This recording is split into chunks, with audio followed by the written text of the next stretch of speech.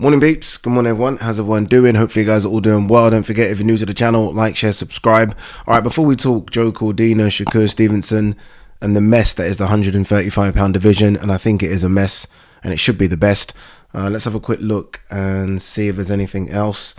Let's start here. Candyman Denzel Bentley targeting rematch with Yanibek Alam-Kanali. Yeah, Denzel Bentley got a good win last night at York Hall. He fought Yanibek back in 2022, did okay in that fight as well. I mean, look, the middleweight division I think is a bit of a mess at the moment, pretty much like the 135 pound division. So who knows? I mean, he could get his way into title contention again. You've got Lara versus Danny Garcia. That fight, I believe, is at 157 pounds. Yeah. You got Carlos Adames that's out at the moment. He was supposed to be fighting Hamza Shiraz, by the way. Remember, Hamza Shiraz for Amma Williams. And that was a final eliminator, I believe, for Carlos Adames' belt. But Carlos Adames was injured. It was supposed to be Carlos Adames versus Hamza on this card. Yanibek pulled out of his fight recently as well through injury. So it's a bit all over the place at the moment. So look, Denzel, if he can get maybe a couple more good wins. I'm still shocked about that Nathan Heaney performance, by the way. But look, he had an off night. So look, if he can get a couple more good wins, who knows? I mean, he can put himself in a position to get the job done. Christian Mbili beat Sergey Derevyanchenko late last night or early hours of this morning.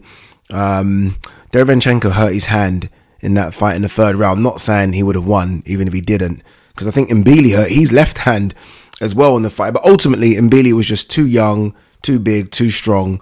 Derevyanchenko is really a natural 160 pounder. He's been through a lot in terms of wars in fights. Derevyanchenko, he's 38 as well now, so I kind of wonder what next. From Mbili, he wants world title shots next. The problem is, obviously, 3 of the belts are held up by Canelo. Canelo, I don't believe, is going to fight Mbili. I just don't think that fight's ever going to happen. So unless he goes the IBF route or Canelo vacates, he might have to just wait his turn, which it can be a bit disappointing, but that's boxing at the moment. Vianello stops one-eyed Arslanbek Makhmudov in career best win. Vianello was actually coming off a defeat to F.A. Jagba. Good fight. Well, I say close fight. Split decision loss to F.A. Jagba. This is obviously a career best win. I was semi-high on Arslanbek Makhmudov, but then when I watched him up close against Agit Kabayel, he's just big.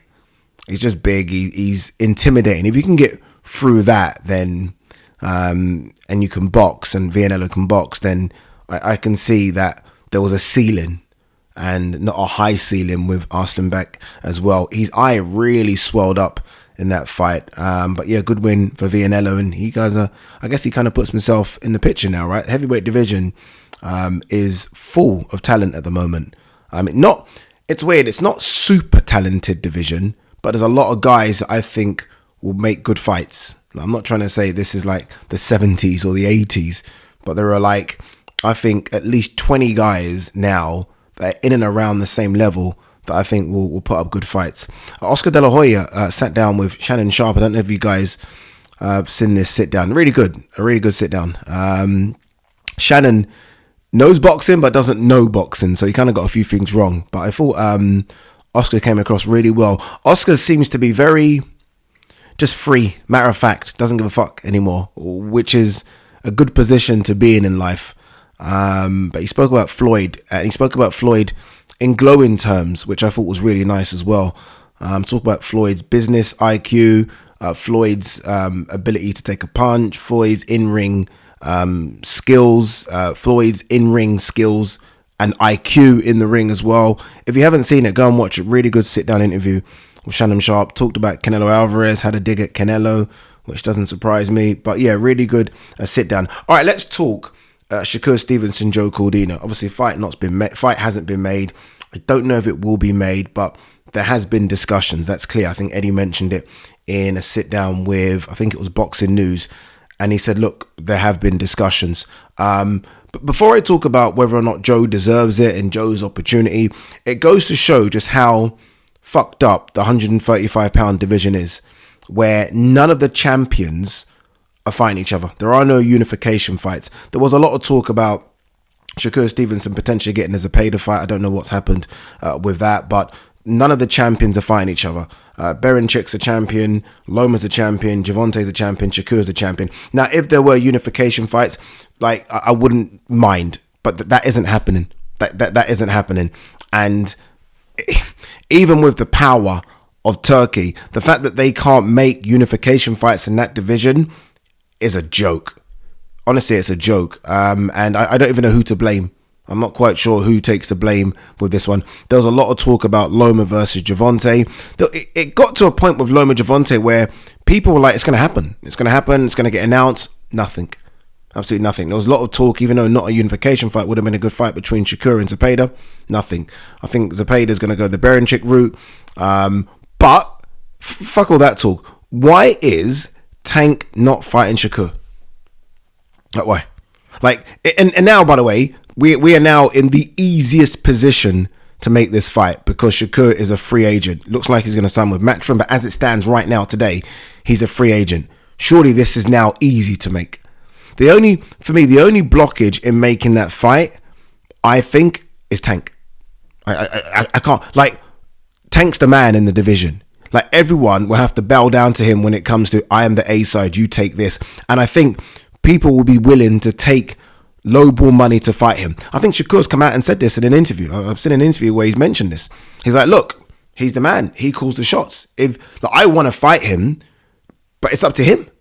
And it's if Gervonta wanted to fight Shakur, that fight gets made now. Am I wrong? If Gervonta phones up Al Heyman and says, look, make the fight, that fight happens next. The only reason we're not seeing that super fight is because of Tank. Because Shakur would take that in a heartbeat. Shakur, say what you want about Shakur Stevenson. Shakur would fight any of the top guys at 135 pounds right now. Yes, there's a money factor in there. You got to get paid. But he would fight them all right now. Like right now. Legit, right now. He'll fight Berenchik tomorrow. He'll fight Loma. I was there ringside when him and Loma were going back and forth. Obviously, he'll fight Zepeda. He'll fight Tank. I don't understand what's going on. It's got to the point now where the name being mentioned, and this isn't a dig at him as well, because I'm a big Cordina fan, the name being mentioned is Cordina. And that's kind of crazy when you think about it. This is a guy, yes, Cordina, I think was British champion at lightweight, but I mean, Cordina's best work has been at super feather. This is a guy that's coming off a defeat. And this is who Shakur Stevenson might fight. Yet there are other top dogs, champions in the division. Like, how is that even happening? Like, honestly, it's crazy. It's crazy. Now, whether or not you think Joe deserves the fight, and look, doesn't deserve the fight, but Joe's not going to turn the fight down. Like, if that comes across Joe's table, him and his management team were like, give me that right now. Coming off a loss and you want me to go straight in with the big dog, especially at Joe's age, give me those fights. Like, what am I in this for? I'm in this for big fights against the best. Give me these fights. I thought there could have been an opportunity for a Kakache rematch. Obviously, the weight's a problem for both of them, so I thought maybe they could move up a weight and fight at lightweight. But I can understand why Kakache wouldn't want to vacate the belts, right? Becoming a world champion is massive for him. He's the IBO and IBF champion. But because of the way in which that fight came to its conclusion, or at least when it started to go bad for Joe, was the punch after the bell. Like, I was ringside, and that literally just was the beginning of the end. So because of how that fight played out, I thought there could be an opportunity to run it back. But look, I mean, there is talks. It's legit. There is talks between Joe and Shakur. Joe, the biggest problem I have for Joe in this fight is that I think Joe can punch. I think we've seen this. But Joe's a boxer. He's a boxer. The problem is the guy he's fighting is also a boxer and arguably a better boxer. Do you know what I mean? Like, the style to beat Shakur isn't a boxer going in with him. It's unfortunately someone that's going to dent him. Hence the Gervonta fight we all want to see, because it's two different styles and it's, okay, whose style is going to overcome the other style. With Joe, unfortunately, it's a boxer. Yeah, a boxer puncher, but ultimately it's a boxer against a boxer. And Shakur's fresher, Shakur's younger, Shakur's bigger as well, having seen him. So, yeah, I don't know. I'm not quite sure about this one. I don't know how the public will react to it. Again, this is a guy that's coming off a stoppage defeat. It wasn't a points defeat. So I'm not quite sure. But I was speaking to Duke McKenzie about this yesterday. We did a show on TalkSport, and he was like, look, I mean, because I said, should Joe maybe have a a gimme first just to see where he is. And it's like, well, you have a gimme, and then what? The Shakur fight's gone. You miss your opportunity, or you get cut in the gimme, or you have a hand problem. Joe's had hand issues before. No, you just take the fight. You take the fight. So look, we'll see how it plays out. We'll see. But I'm so upset with the 135 pound. I'm so upset with Tank, if I'm honest with you, because again, Tank, a bit like Floyd, a bit like Canelo. Tank's in a position where Tank, if anyone is opposite Tank in the ring, it's because Tank's chosen. That's what it is. If anyone isn't opposite Tank in the ring, it's because Tank hasn't chose them. Tank's Floyd, Tank's Canelo, whereby they now pick what they want to do. And to see Tank, honestly, to see this Shakur Stevenson, like, again, Shakur's a free agent. It's so easy to make now. It's so easy. I don't get it. And that's why I fuck with Teofimo Lopez a lot. I know he seems, and Devon. Like, you look at these guys will fight people. Like, they'll fight people. I mean, Teofimo Lopez fought Loma at a stage when Loma was still very, very good, very, very serviceable. Fought Josh Taylor. He's called out Jaron Ennis. He's called out Terence Crawford. And these aren't just call outs. He will fight these people. I think you guys both know this. Everyone knows this. He will fight these people. Devon has fought people as well. Like, we might laugh about Regis Prograis, but at the time, he's moving up in weight class to fight Regis Prograis. He fought Lomachenko. He fought Jorge Linares when Linares was still okay. You know what I mean? He fought Ryan without a weight cut. Ryan cheating, all sorts. Disappointing, man. Disappointing.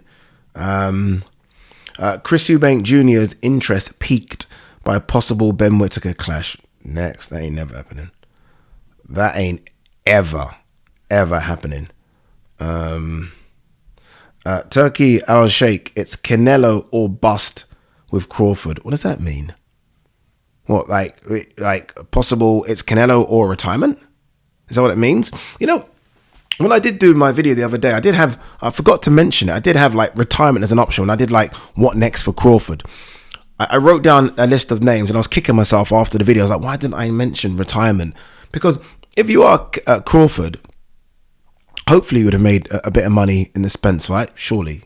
I mean, surely you made 8 figures. It would have definitely made 8 figures for Madrimov. I think I read someone, Avanesian, was kind of overpaid. I can't remember what company put that fight on, but they overpaid and he got high 7, maybe even 8 figures there.